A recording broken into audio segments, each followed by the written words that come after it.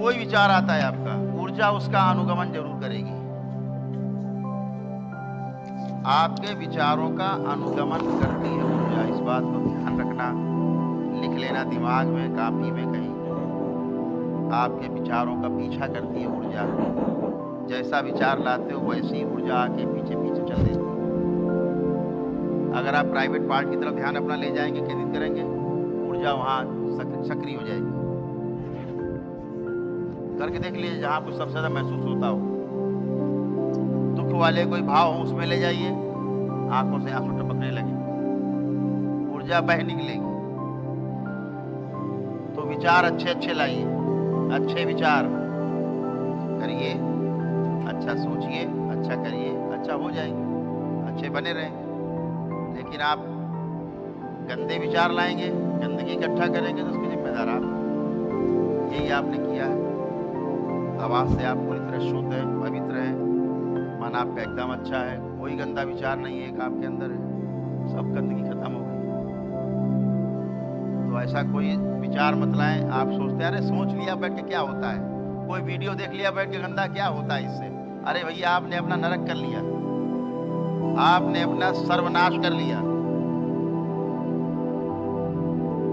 जैसे जैसे विचार आपके अंदर आ रहे हैं, वैसे वैसे ऊर्जा गमन कर रही पीछे पीछे, और आप गंदगी के सागर में, गंदे नाले में गोते लगा रहे हैं। आपको पता भी नहीं होता कितने गोते लगाए। और आपको एक बात बताऊं, जितनी गंदगी आपके अंदर रहती है, उसी प्रकार की गंदी ऊर्जा आपके अंदर आके धीरे धीरे स्टोर होती जाती है। फिर आप कहते हो खबीस है, तो फला है, ढिमाका है।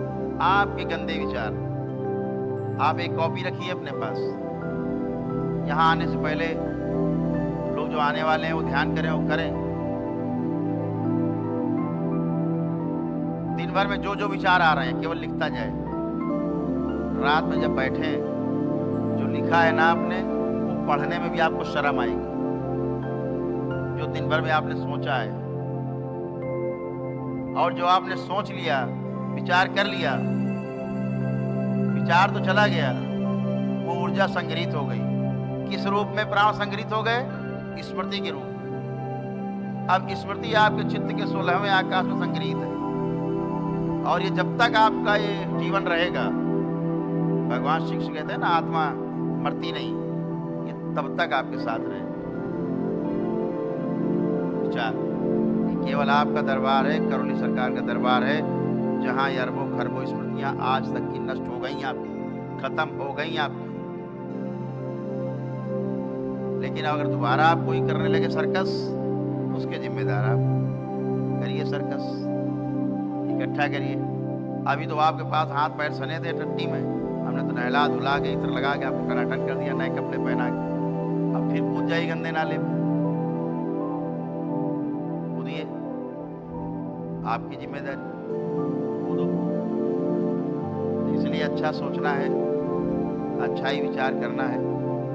इसीलिए योग में भी, योग साधना में भी, तंत्र साधना में भी, क्योंकि वैसी ही शक्ति इकट्ठे होने वाली है, ये ध्यान रखिएगा।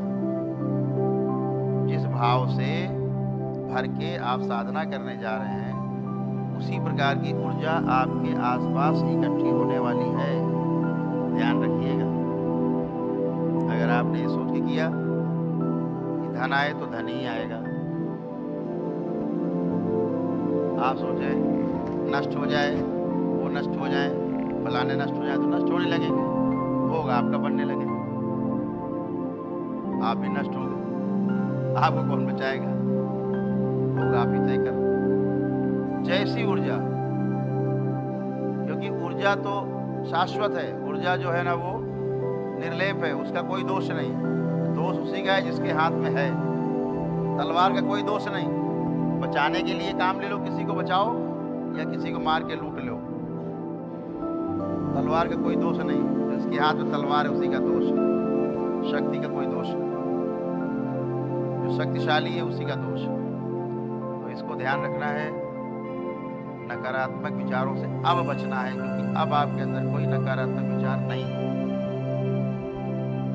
इतने लोग बैठे हैं, किसी में कोई नकारात्मक विचार उठ रहा हो तो बता दे, अभी बात कर सकते हैं उससे।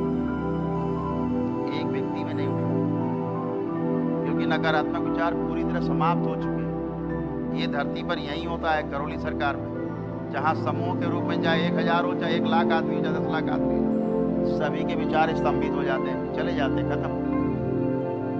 पुराने नष्ट होकर के एकदम स्तंभन, क्या गंदे विचार नहीं आएंगे। तो अब आप अच्छे ला सकते हो, क्योंकि गंदे नहीं आ रहे हैं, रोक दिए गए।